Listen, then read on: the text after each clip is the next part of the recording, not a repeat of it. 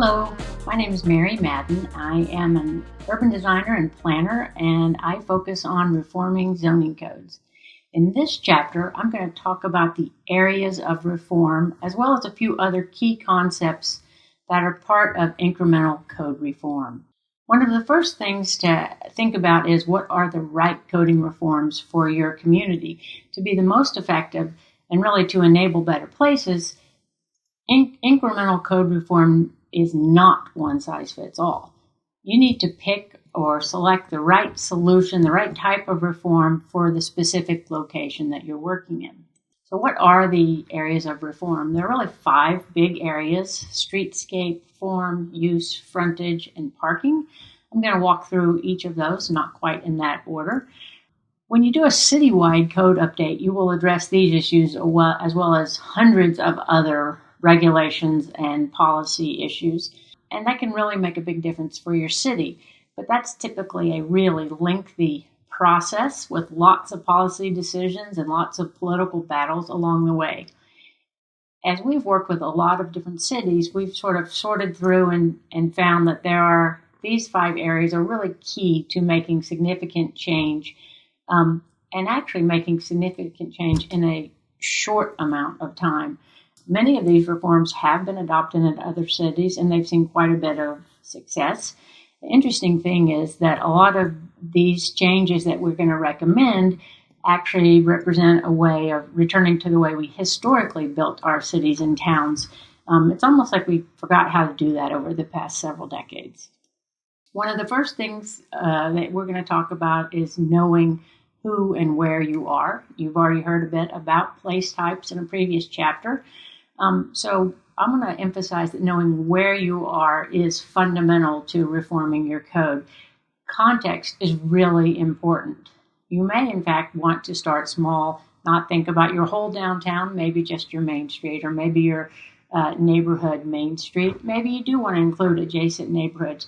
Just remember this is incremental, and that is as far as the changes you're going to make, but also a geographic area. A lot of the comments I'm going to make are really going to be looking more at downtowns, main streets, or neighborhood centers, but they also may apply to your adjacent neighborhoods and in suburban contexts. Keep in mind when you think about these standards, the changes that you make may need to be incrementally different, whether you are thinking about a downtown, a neighborhood main street, a small town downtown. So, for example, in parking, the way you handle parking in each one of those contexts may need to be slightly different. So fundamentally, you need to know where you are and who you are and where you're trying to get. Another thing that we focus on a lot is the idea of vibrancy and pedestrian activity. When we're thinking about these areas of reform, it's about creating great places for people. So that's really, really important. Think about what is that place you're trying to achieve, what is the experience you want. The vibrancy of the place and the experience of pedestrians is really fundamental. So these reforms really think about creating active places with an emphasis on the public realm, that is an area for all community members. The first area of reform is form, physical form. That may seem obvious, but what do we mean by that? Really, buildings shape the public realm. They shape your main street, the character of your downtown. So how big are the buildings? Where do they sit on the lot? How big are the lots?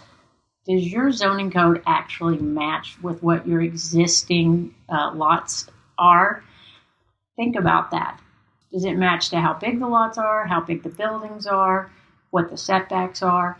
If they don't match, that may be the first step, a simple text amendment to make sure that all of your buildings in your downtown, your main street, the neighborhoods are conforming because you're allowing that historic lot pattern to work.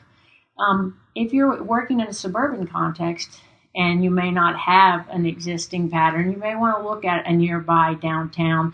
What should that sort of lot pattern and building structure, size, height, placement be?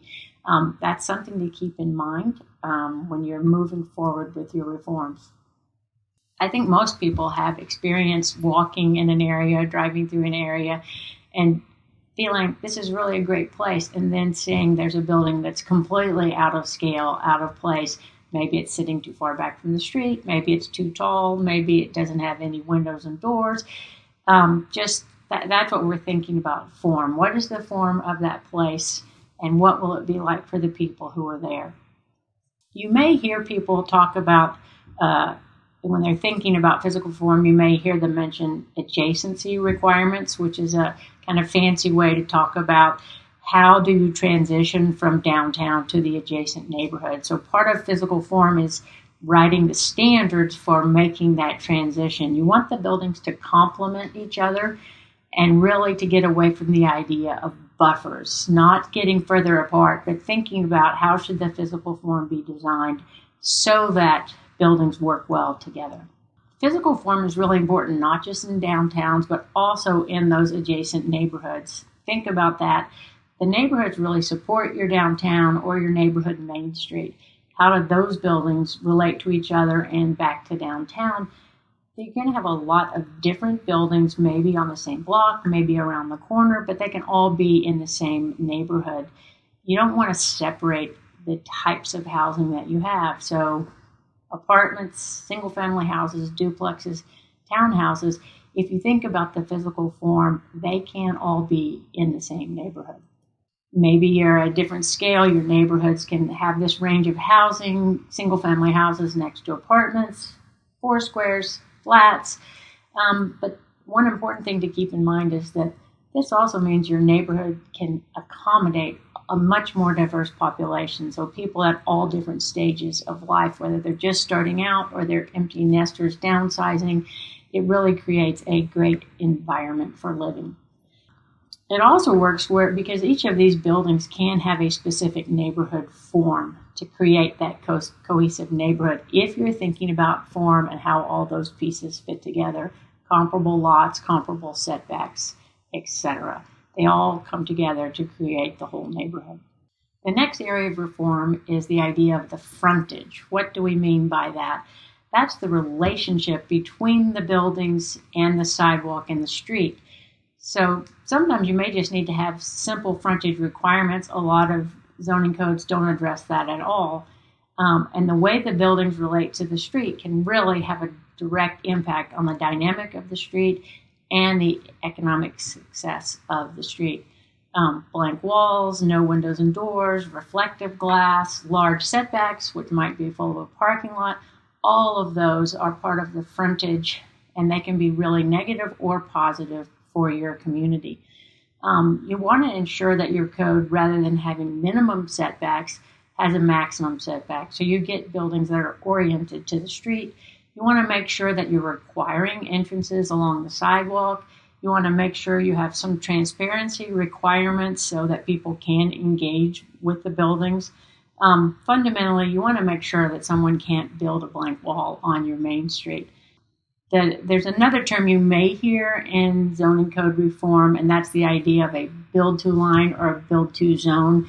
And that's as similar as saying that a maximum setback. It's the idea that you don't want people to put the buildings at the back of the lot. They need to have a relationship to the street. This is just a simple example. This is a really small, simple brick building, traditional shop front, but this is a classic frontage that you should aspire to.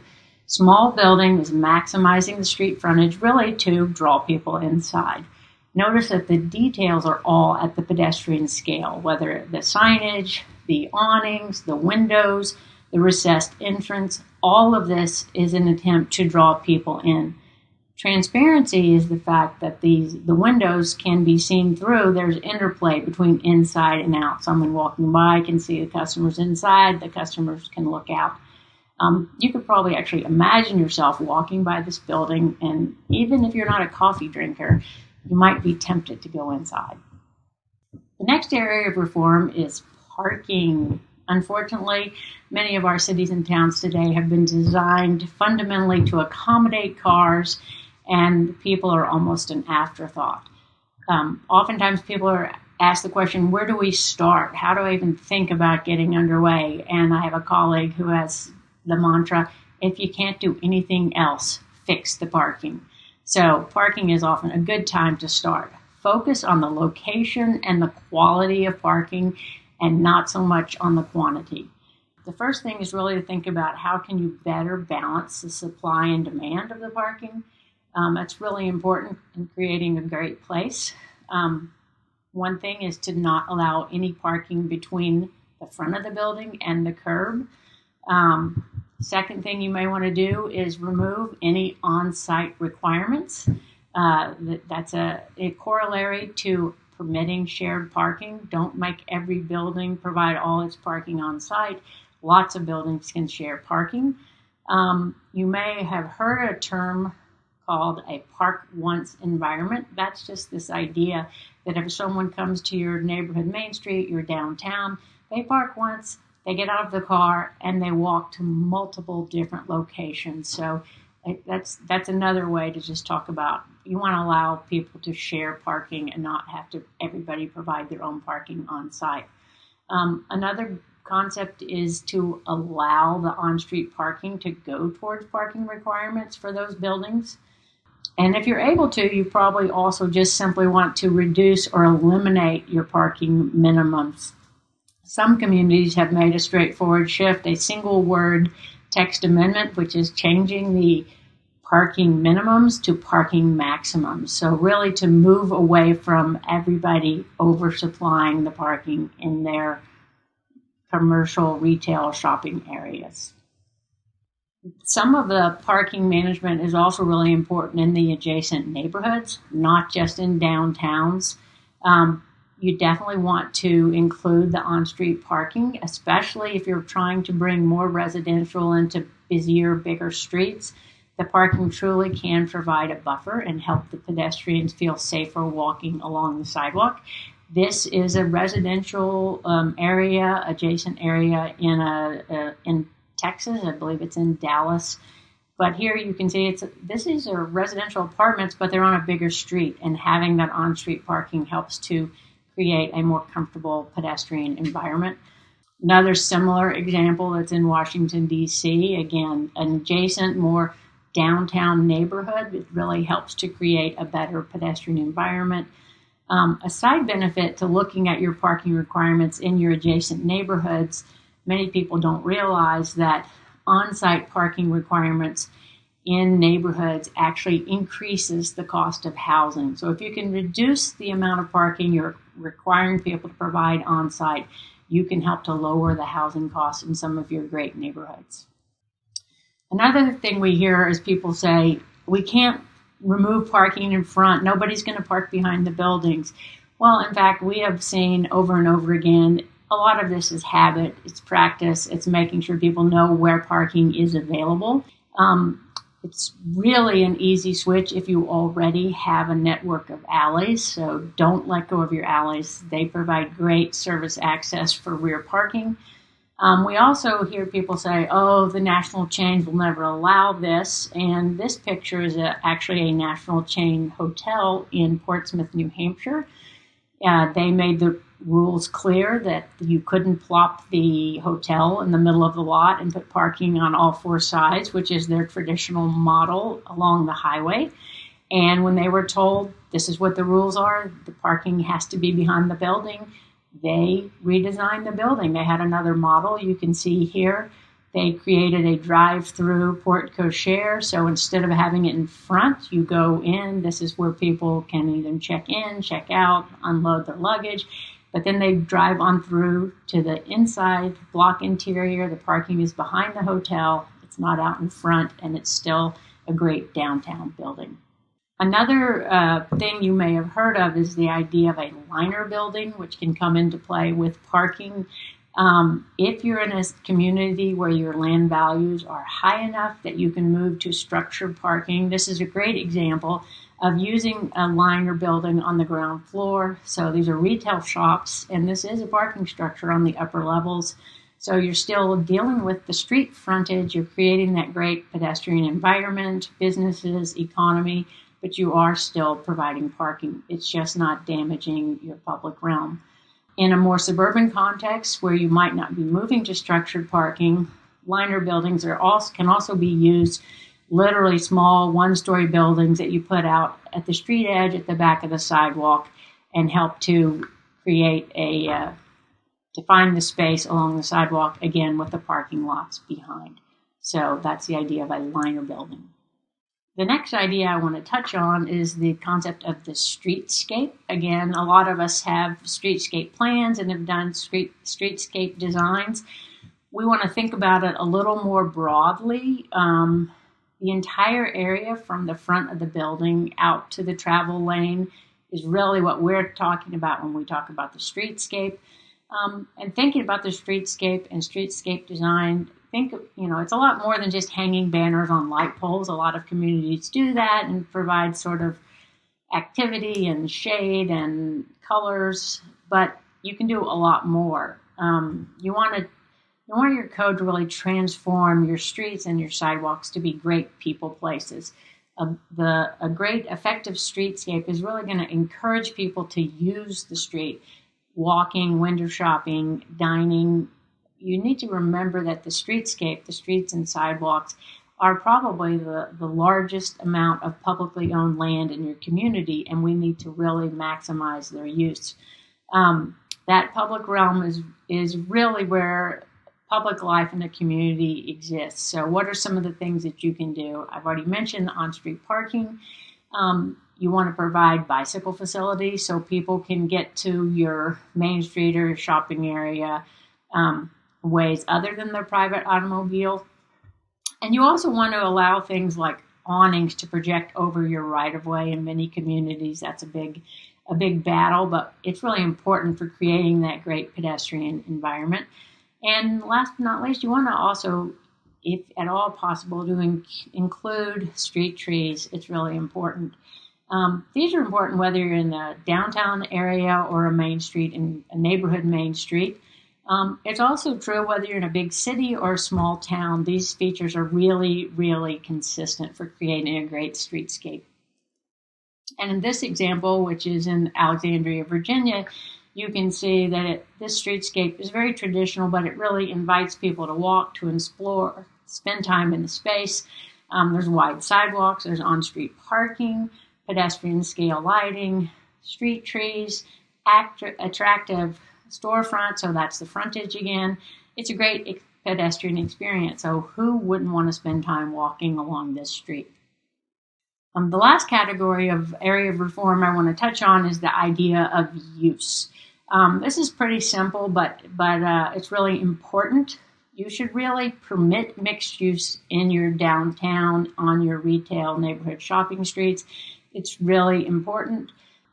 But don't micromanage uses. You really can't predict or control what your local market is going to be, so you want to provide flexibility. You want to permit mixed use, but don't require it everywhere. I think we've all seen over the past few years that we have zoned way too much land for retail uses, and now we all have a lot of vacant retail space. So what you really want to do is think about those other areas of reform, the street frontage, the building form, get those right, but allow the uses to respond to the market. Make it easy for people to change use in a building if they need to. It's especially true if you're trying to promote local or small businesses. Any time or money that they have to spend in the process of changing a use is really expensive and difficult for those small users that are really important for our local economies. Think about this. How many buildings in your downtown today are still being occupied by the original users? So if you get the buildings right, the uses can and will change over time. That should be expected. Just a last example here. This is a street in Louisville, Kentucky, and it really just demonstrates how the form of the building is fundamental and the frontage is really important and the use much less so. You look at the shop fronts, these could be shops, they might be restaurants, they could even be offices or, an accountant or a travel agent. Do we still have travel agents? I think we do. But then upstairs, what's going on upstairs? It could be apartments, it could be offices. Really, it doesn't matter. The idea is that this is an active, vibrant place. both socially and economically. So you want your downtowns and your neighborhood main streets really to be that active, vibrant place. And then they should be supported by the adjacent neighborhoods. Being flexible for uses helps your local community really respond as the economy changes, swings up and down. You want to be able to keep spaces occupied and not micromanage how they're being used. So those are the areas of incremental zoning code reform. I think you should be able to see bits and pieces of this that may apply in your community. You may not need to address all of them at one time. Some may be important in one area and others may be important in different areas. So those are the areas of reform. In the next chapter, you're going to hear a little bit more about how you build support in your community to tackle changing your zoning code. Thanks.